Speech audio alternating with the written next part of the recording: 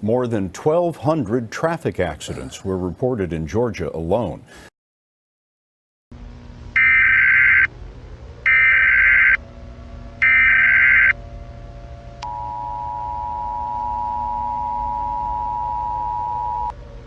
United States National Department of Weather has issued an emergency warning for all areas in the United States of America. Stay inside until the warning expires.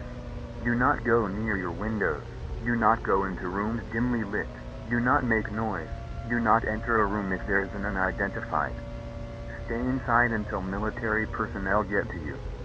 Do not interact with people inside your house. Do not look at the stars. This warning will stay in effect indefinitely. Warning.